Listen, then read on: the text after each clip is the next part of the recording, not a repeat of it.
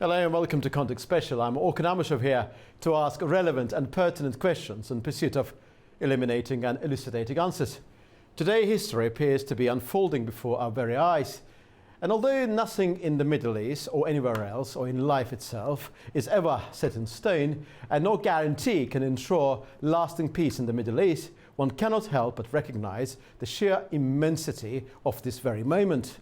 Earlier in West Jerusalem at the Knesset, Israel's parliament, US President Donald Trump delivered what will long be remembered as a landmark historic address, hailing the end of the war in Gaza as the end of a nightmare and the beginning of a new dawn for the Middle East. And now in Sharm el-Sheikh, Egypt, the long-awaited Middle East Peace Conference is underway, co-chaired by Egyptian President Abdel Fattah el-Sisi and US President Donald Trump. This summit brings together leaders from across the region and beyond, amongst them the British Prime Minister, Sir Keir Starmer, the President of France, Emmanuel Macron, and Emir of Qatar, and the President of Turkey, Recep Tayyip Erdogan, of course, as a key principal figure. Iran, Islamic Republic of Iran, has declined to attend, citing, in the words of its Foreign Minister, Abbas Araghchi, the latest attacks against its positions by one of the conference's principal organizers, namely the United States. Israel, meanwhile, has also chosen not to participate, though the shadow of its involvement looms large over every discussion taking place in Egypt today, and probably tomorrow as well. At the heart of this gathering lies the question of Gaza and the emerging framework that seeks to transform the present ceasefire into durable peace architecture. The conference is also being seen as a natural continuation of the Abraham Accords, a platform for wider Arab-Israeli normalization and potentially a new regional alignment, including Azerbaijan and Armenia. Azerbaijan itself maintaining close relations with Israel and perfectly functional and immensely positive ties across the Arab world is represented as well, underscoring the South Caucasus' growing role in the broader geometry of peace. Both Azerbaijan and Armenia are now regarded as part of the wider framework associated with the Abraham Accords, despite the fact that each maintains its own distinct and functional relationship with Israel, and there's no particular need to join the Abraham Accords in order to have functional relations with Israel. Both countries are actually having good and functional relations with Israel, and in many ways their participation is quite crucial and instrumental in terms of understanding the wider Middle East. Azerbaijan itself in Syria alongside Turkey have been playing an important role. Some of the key breakthroughs in the Azerbaijani-Armenian peace process, notably the meeting held in Abu Dhabi on the 10th of July this year, took place in United Arab Emirates, and Arab countries are incredibly invested in the peace in the South Caucasus, although the process itself, of course, is purely bilateral, supported by external actors. Azerbaijan's strong relation with Gulf countries and Armenia's increasing engagement with them, particularly following the 8th of August breakthrough, have provided both nations with a broader framework through which to act collaboratively and even beyond the confines of the South Caucasus. And this is it. Today we shall try to understand what is most essential about the Gaza ceasefire deal and about many other related matters. And today we're going to have very extensive and trilateral conversation in that particular sense. Where joining me today to discuss this subject matter is Giorgi Tumasyan from Tbilisi, international expert. And also I will be joined by Ahmad Alili, director of the Caucasus Policy Analysis Centre based in Baku, and also I will be joined by Mehmet Ögütçü, chairman of the London Energy Club, who will be joining us from the British capital. Welcome to all of you, gentlemen. Okay, so before I will be able to start my conversation with my guests, let us have a listen to what's happening in Egypt and to what extent, and President Donald Trump is currently delivering his keynote speech. Let's have a listen to what he's saying. Sincere thanks to President Erdogan of Turkey. He's always there when I need him. He's such a tough guy. He is tough as you can be, but we love him. And when they have a problem with you, they always call me to handle it. And usually I come through. We just have a good relationship, but we have from the beginning. And so I want to thank you very much and say hello to your wife, your beautiful wife. And it's great to be with you. Always there. When I need him, he's always there. Thank you very much, Mr. President. And I also want to thank, I just spoke to him on the phone, His Royal Highness Crown Prince Mohammed, Saudi Arabia, a special friend of mine. Boy, he's come so long and so far, and he's doing a fantastic job for his country. And I want to just thank him. And, His Highness Sheikh Mohammed of the United Arab Emirates is here. Where? He's here someplace. Well, oh, he's not here, but he's here in spirit, I can tell you that. And he's been another one. He's been absolutely incredible, and we appreciate it very much. And His Majesty King Abdullah of Jordan, and thank you very much, King Abdul of Jordan. He's here. Thank you. Thank you. Thank you very much. And you really have been a great helper. We appreciate it. Appreciate it. Prime Minister Sharif of Pakistan, and also I have to say my favorite field marshal from Pakistan, who's not here, but the Prime Minister is here, and you're going to give his regards. Where are you? There you go. Thank you very much. Do you want to say what you said to me the other day? Come, would you like to say what you said the other day? I think it was so nice. Please. Thank you very much, my dear President Trump, my dear brother, President Fatil Sisi of Egypt, Majesties, Highnesses, Excellencies, ladies and gentlemen, Assalamu alaikum, and a very good evening. Well, I would say today is one of the greatest days in contemporary history, because peace has been achieved after untiring efforts led by President Trump, who is genuinely a man of peace, who has relentlessly and untiringly worked throughout these months, day in and day out, to make this world a place to live with peace and prosperity. I would say that Pakistan had nominated President Donald Trump for Nobel Peace Prize for his outstanding, extraordinary contributions to first stop war between India and Pakistan, and then achieve ceasefire along with his very wonderful team.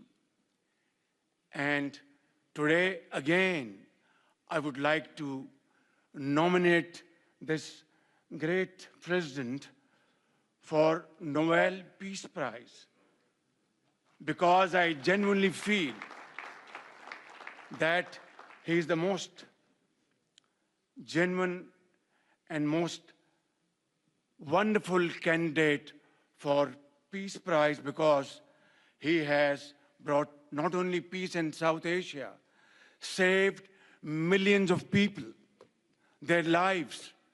And today, here in Sharm el-Sheikh, achieving peace in Gaza is saving millions of lives in the Middle East. Mr. President, I would like to salute you for your exemplary leadership, visionary leadership. And I think that you're the man this world needed most at this point in time. World would always remember you as a man who did everything, went out of the way to stop 7 and today 8 wars. I would like to thank my very dear brother, Sheikh Tamim. He's Akh al-Shaqiq, who has really worked very hard along with others to achieve peace in this region.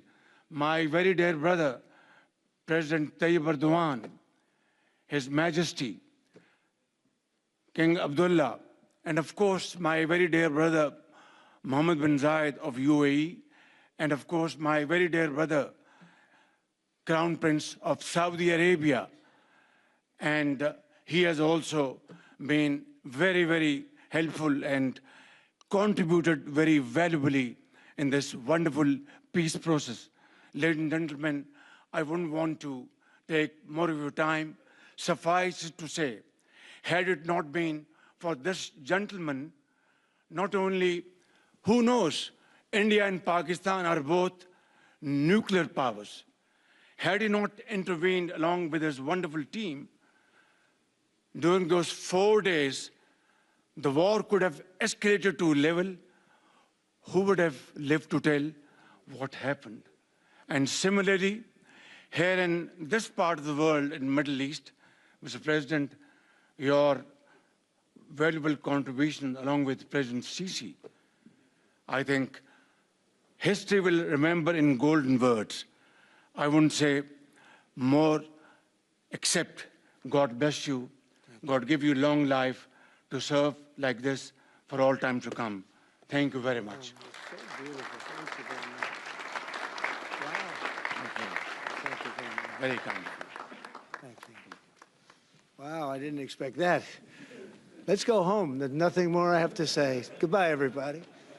That was really beautiful and beautifully delivered. Wow, thank you very much. Also with us is President Prabowo, a very incredible man, of Indonesia. President, come on.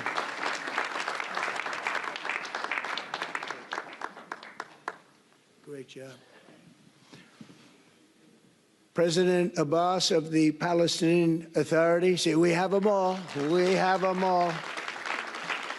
Great, great. It's good to have you. And so many others. I have a list here. This first 3 rows and what's standing behind me, I don't know why they chose to stand, but it's there. They're going to be very famous tomorrow, all of them. We have the Arab League is represented by His Excellency, and thank you very much for being here. Thank you very much. We have Armenia, and Azerbaijan. That's a little war that we stopped. That's a little war. There they are. Look at them. They're sitting. When I met with them, it was in the Oval Office. They fought for like 31 years or some crazy number. And they had one sitting on that side of the Oval Office, one sitting. By the time we finished in 1 hour, they were both hugging each other. And now they're friends and they're getting along great. Look at it. So I want to thank you both. That's incredible. Really incredible. So you have Armenia and you have Bahrain, you have Canada. It's so great to have, in fact, the president called and he wanted to know if it's worthwhile. He knew exactly what it was. He knew the importance. Where's Canada, by the way? Where are you? Where are you? He knew the importance of this. He said, I want to be there. So many people have done that. They called. I mean, they heard about it. And these are not people that can do that very easily. They have pretty big schedules, to put it in mind. The most powerful people. And I appreciate you being here very much, Mr. President. Fantastic. Fantastic. And Cyprus, Egypt, the European Union, it's a lot of countries. France, thank you very much, Emmanuel. I would imagine Emmanuel standing someplace behind me. Where is he? I can't believe it. You're taking a low-key approach today. He's my friend. That's great. Good job. Thank you very much, Emmanuel. Germany, the new Chancellor of Germany he's easy to spot because he's very tall and he's very smart and he's doing a fantastic job for his country. Appreciate it very much. And congratulations, a big election. That was a big one. That was going to change things. Greece, we have Greece. We have Hungary. Oh, Victor, where is Victor? Victor. We love Victor. Victor, I call him. You know, I put the little accent on it. You are fantastic, all right? I know a lot of people don't agree with me, but I'm the only one that matters. You are fantastic. He's a great leader. I endorsed him the last election he had, and he won by 28 points. So you're going to do even better this time. You have another election, and you're going to do great, and we appreciate it. And we're behind you 100%. That's Hungary. India is a great country with a very good friend of mine at the top, and he's just done a fantastic job. And I think that Pakistan and India are going to live very nicely together. right? That's not a very, they are. And they're two great, I tell you, leaders, great leaders as far as I'm concerned.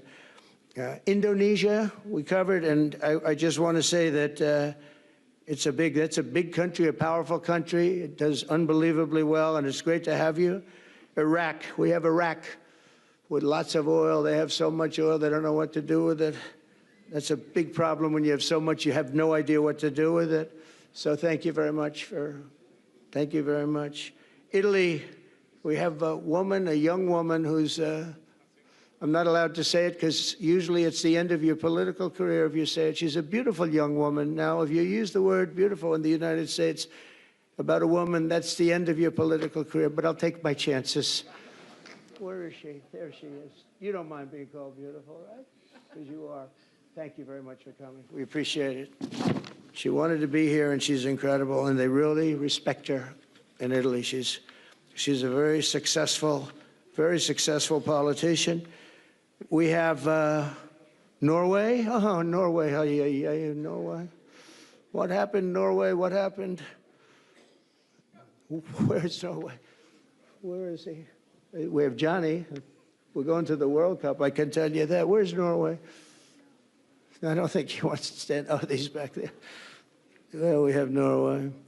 Oman, again. We have Paraguay.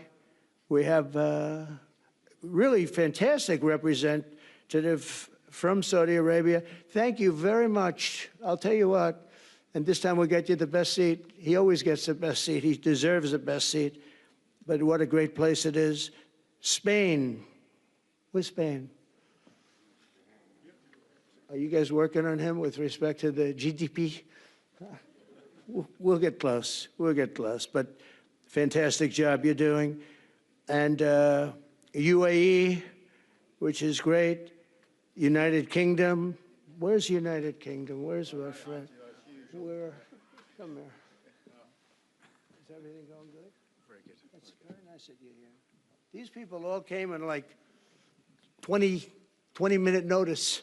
And I think it's fantastic. And we have so many others, and just so many others. And it's such a compliment to what we're doing, because what we've done is something very unique and very special. So it's perhaps the wealthiest and most powerful group of nations ever assembled at one time, which is a big thing. We have achieved together in recent days a change that really is historic, and it's going to be remembered forever. And I want to thank the American team for their amazing work, and I want to thank, I think he'll go down as the greatest Secretary of State in the history of our country. I really believe that, Marco, or I wouldn't say it. Marco Rubio, I wouldn't say it.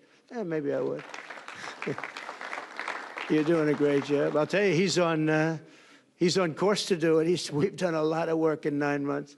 We've done a lot of work. I say that, 1 year ago, a little more, but 1 year ago,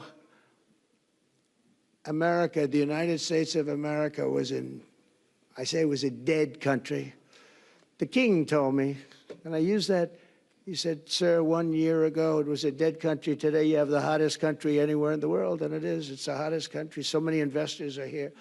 We have over $17 trillion being invested in the United States, which is a record that nobody has ever beaten. I don't think anybody will. And we still have 4 months to go before it's a year. So in 8 months, we have over 17 trillion. We're actually very close to $18 trillion. There's never been, as an example, the previous administration had less than $1 trillion over 4 years. We have, we're close to breaking $18 trillion in 8 months. That's pretty amazing. No country's ever done that. I want to also thank Special Envoy Steve Witkoff and my son-in-law and a great guy, Jared Kushner. And I even have my daughter here, Ivanka. Ivanka, please stand up. Ivanka's here. Wow. Thank you. Thank you, Ivanka. We have a great team. Well, welcome back. We heard from US President Donald Trump and also Prime Minister of Pakistan. And now time to converse with our friends, with our guests. And allow me to reintroduce my guest, Mehmet Ögütçü, Chairman of the London Energy Club. Giorgi Tumasyan joining us from Tbilisi, and also Ahmad Alili, Director of the Caucasus Policy Analysis Center. Welcome to all of you. Thank you very much indeed for allocating time to speak to me today. Well, thank you very much indeed. Mr. Ögütçü, my first question is going to be addressed to you. I would like to hear your major reflections, major takeaways from what happened today in West Jerusalem and also in Egypt. Feels like one of the most consequential days in the history of the Middle East. What is your reflection as to the importance of what is presently happening in Egypt? Well, undoubtedly, it is very significant. But as a former diplomat, we always have to stand on our prudent legs as well. Because what Trump has done in terms of bringing Israelis to the table and also all these countries to Sharm el-Sheikh to discuss and approve his 20-point action plan, I think is unprecedented. But don't forget that such attempts have been done in the past as well. It has gone there. Unless the political willingness on all sides and the reality is taken into account, this may not work again. Let's not jump into conclusion that now we have peace in the Middle East. This is only a ceasefire that Israel and Hamas agreed. I don't know how it's going to be very implemented. There might be problems there as well. But if it is a small step on the way to greater Middle East peace, of course, this has to be ended. And if US is going to take responsibility for going through it and making sure that Israel will execute effectively and also loyally to the text agreed, then I think there is room for optimism. But the King Jordan Abdullah, King of Jordan Abdullah, he made a remark which is quite, I think, relevant to the challenges we have in hand. If you don't have two-state solution, independent Palestine in West Gaza, and room to failure, he said. Right, whether Israel will accept an independent Palestinian state, territories will not be or violated again in the future. And who's going to make sure that this is going to happen? If US will follow through what it says in the mouth of Trump, then we can be optimistic about it. Thank but you. I don't think anybody should belittle what Trump has done. Yeah. In my personal opinion, whoever agrees or disagrees, I think Trump should have been nominated for the Nobel Peace Prize, not only for Gaza, what he's doing right now, but also Armenia and Azerbaijan, but also in Russia and Ukraine, although we don't have any, but in so many other parts of the world, in Asia, in Africa. So he's a narcissistic, very unpredictable leader, but sometimes such leaders make the waves. They are brave and they can make a breakthrough. I hope this is going to be the case here, and he will get the Nobel Peace Prize next year. Thank you very much, Mr. Ögütçü, for your reflections. Mr. Tumasyan, I'd like to hear from you. Before moving to the Caucasian domain, Azerbaijan, Armenia, and these two countries' involvement in the Abraham Accords, I would like to ask about your general reflections when it comes to what we have seen so far before in Jerusalem, in West Jerusalem, at the Knesset, and now in Egypt. What is your major reflection on what you have seen so far? I consider this plan beneficial for both people of Israel and Gaza and for the broader Middle East. Ceasefire and humanitarian relief are essential first steps and very needed, especially for the people in Gaza. Any progress toward the peace process in Gaza contributes to regional stability, which directly affects us here in the Caucasus, but the whole Middle East. And so I believe that this process is very beneficial for whole region. The participation in the summit of both Prime Minister Pashinyan and President Aliyev is also very significant. It shows that peace efforts are no longer isolated, and we have now broader regional scope here. And when the leaders from Caucasus are also engaged in the process happening in the Middle East, that shows that we are trying to build a cross-regional peace process, which is aimed at long-term stability, which is also a basis for trade, for economic growth and development, and of course for new partnerships and energy roads. Thank you, Mr. Tumasyan. Ahmad, my question to you is about how important is it for Azerbaijan, Armenia, or any other country in the South Caucasus, including Georgia, that the peace process there in the Middle East between Israel and, Palestinians, shall I say, conditionally, reach its logical conclusion? How invested is this region in the attainment of peace there? I believe, first of all, it's a clear demonstration of the fact that President Aliyev and the Prime Minister Pashinyan, they are in the short list of President Trump. Like whenever there is to demonstrate a success story of the Washington diplomacy under President Trump, I believe these two countries and the peace deal, initiated the peace deal in Washington on 8th August 2025, it is very a good case to show to everyone. And I believe in the future, it also is going to be very, it's going to be very resourceful fact that all parties can use it. And I believe that in this context, Armenia and Azerbaijan are going to use it to build quite effective relations with the United States. But at the same time, I believe that what's happening there, it is also shows that we are getting much closer to the greater Middle East. And I believe that in this context, apologies.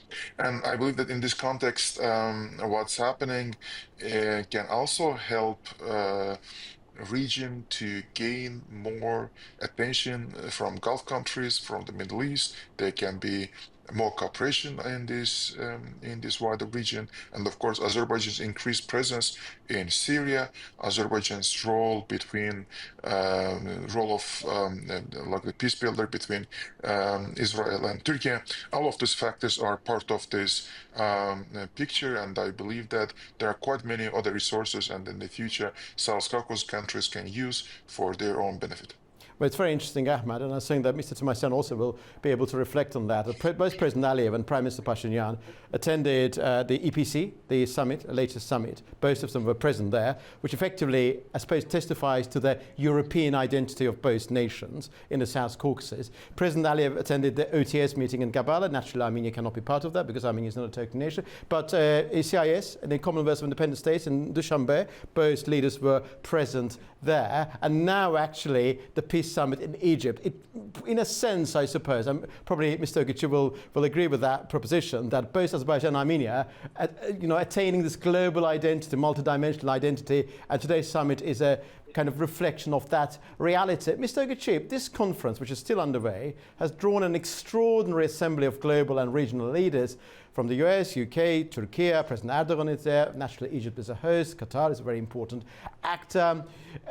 Is this, in your view, the largest and most consequential gathering on the Middle East in living memory? Earlier you said that we should be very cautious, and perhaps cautious optimism is to guide our thinking. But bearing in mind that all the actors are involved, does it look like the beginning of something qualitatively different, or you still would advise to be very careful? I think I advise to be careful, but in a positive sense.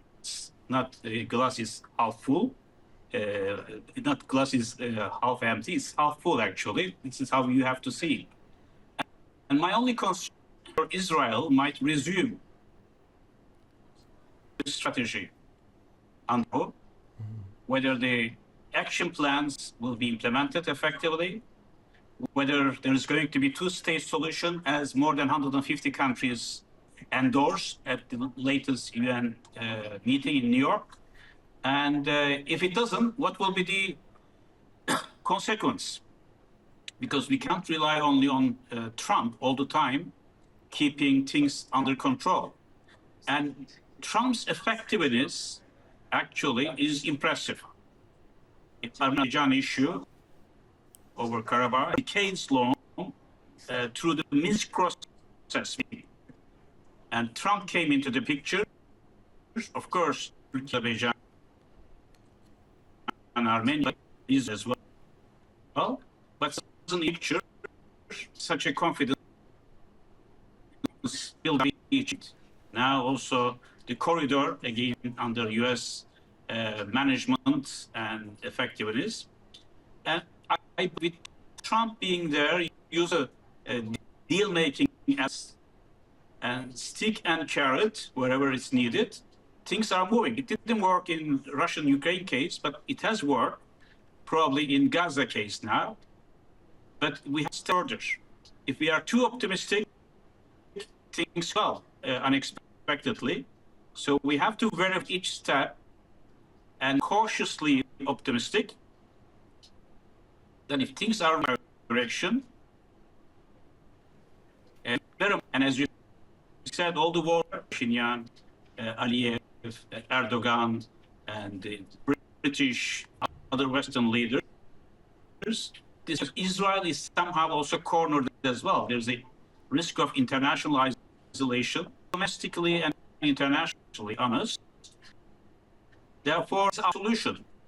And then now refugees that are the hostages released, and we hope steps will be taken, not disrupted, because they're the party that I don't trust much is an entertainment which might, take a different approach. Then Trump will get all the leaders, and Hamas might also make we don't expect to happen under these circumstances.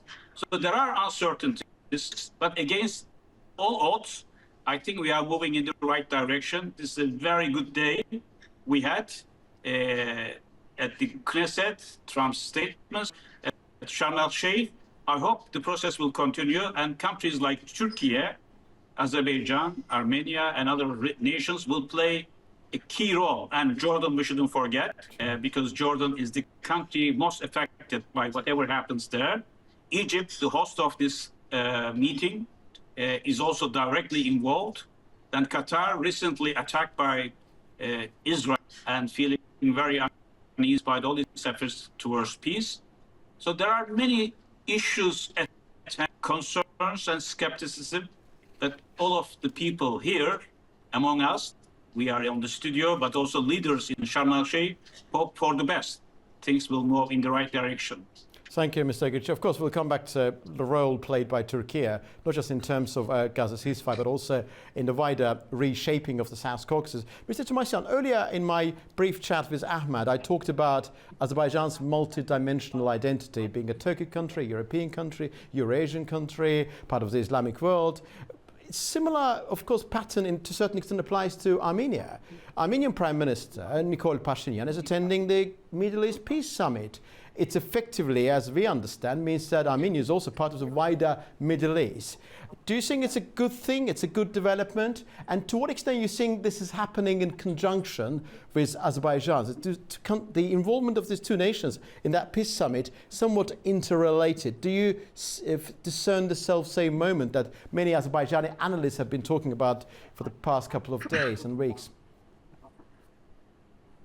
We do see that positions of Armenia and Azerbaijan are now interrelated, and whenever Armenia is active in the Western countries, in Washington, in Brussels, Azerbaijan tries to be active there as well. Same happens in Beijing and in other platforms. The only platform which is missing there is, as you already mentioned, the organization of Turkic state. But I do believe that Armenia could be a valuable partner for the organization, since Armenia has good relations with all countries of the organization from Central Asia, and now is trying to build dignified relations with Azerbaijan and Turkey, and that could be another platform for cooperation. Of course, the upcoming European Political Community Summit in Yerevan is also another great opportunity, and I hope that the summit will be something similar to what's happening right now in Egypt in order to assist the peace process between Armenia, Turkey, and Armenia, Azerbaijan as well. And the participation of leaders would be very valuable. Of course, we also should mention that the positioning Armenia and Azerbaijan now have is quite strong. And what happens in Gaza should remind us that even deep historical conflicts can move towards resolutions through leadership and negotiation. And the Caucasus too needs dialogue over division. What Prime Minister Pashinyan and President Aliyev shows us that the dialogue is now what's leading our countries and our societies as well. And real peace really requires courage, trust, and inclusive vision, both for Gaza, in Israel as well, and here in the Caucasus, for Armenia and Azerbaijan, not dominance and fear. And I believe that there is great opportunity to build the partnership based on such agenda. And also we should mention that every peace plan must be built on respect and dignity for peoples, like for people of Gaza, which is essential. Same applies to our region, and dignity plays crucial role in the future peace and cooperation process between Armenia and Azerbaijan. Thank you, Mr. Tumasyan. Ahmad, Mr. Tumasyan earlier mentioned about the potential involvement of Armenia within the scope of organization of Turkic states. How do you envision that particular future? And to what extent you think that the participation of Azerbaijan and Armenia at this peace summit in Egypt testifies to the joint growing role of these two nations as global actors?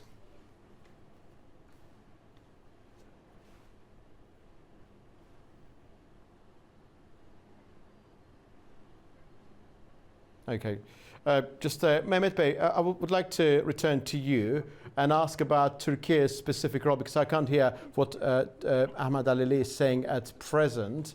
But Turkey's role is very specific, as I understand. It's not just merely about helping the negotiations and helping in terms of attainment that result, but also some kind of guarantor role is expected from Turkey.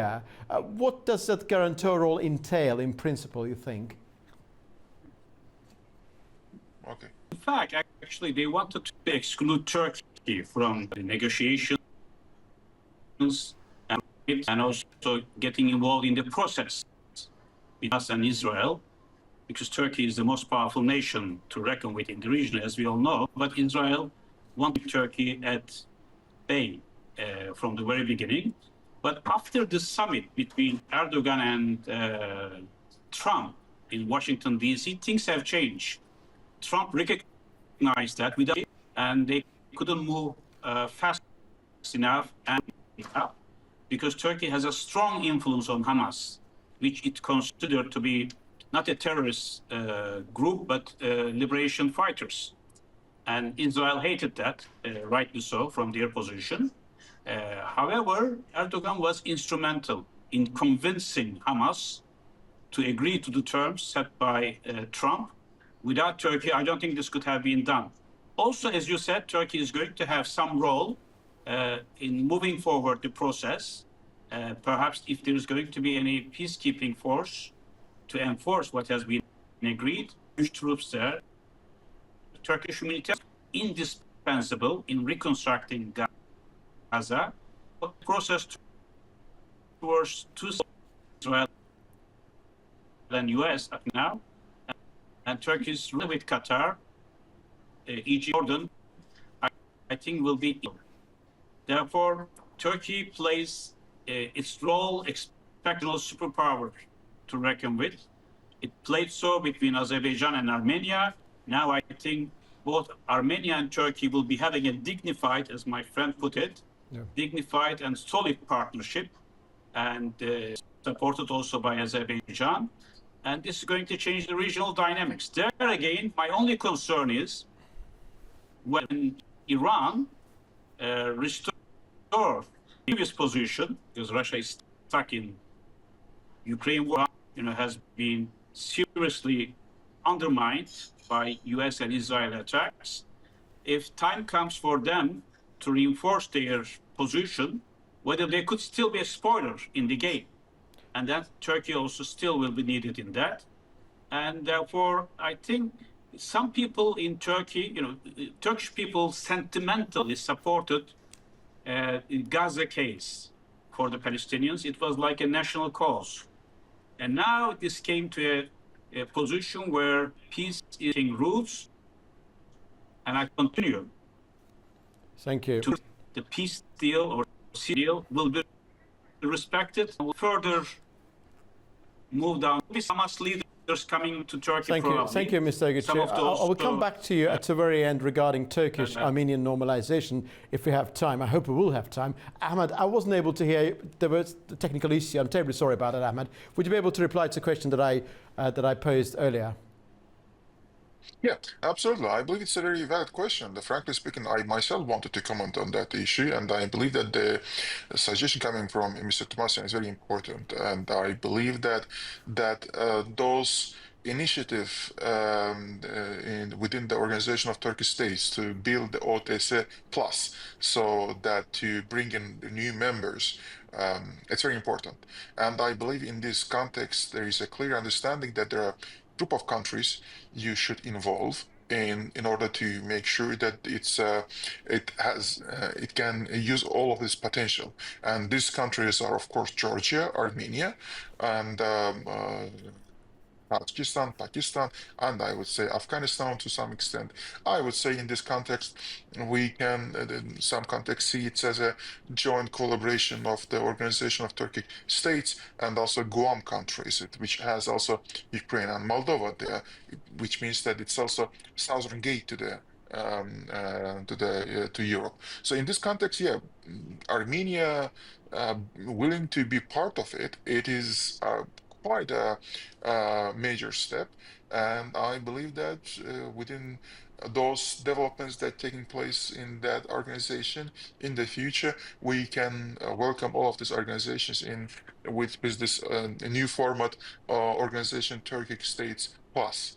And in this context, of course, I believe that Russia and Iran as countries who have quite a big Turkic minority. Well, they are not minority, but the scale of these countries are so big that we are calling them minority. In this context, they also can be part of this initiative, which means that it is a platform for cooperation, not for confrontation.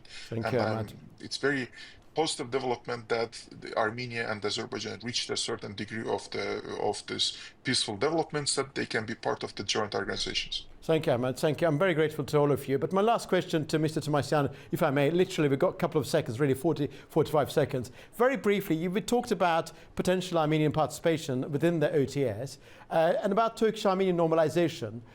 To what extent you perceive Turkish-Armenian normalization as a key game changer of this regional configuration? And are you satisfied with the latest developments taking place within that domain? Mr. Tumasyan, my last question is to you.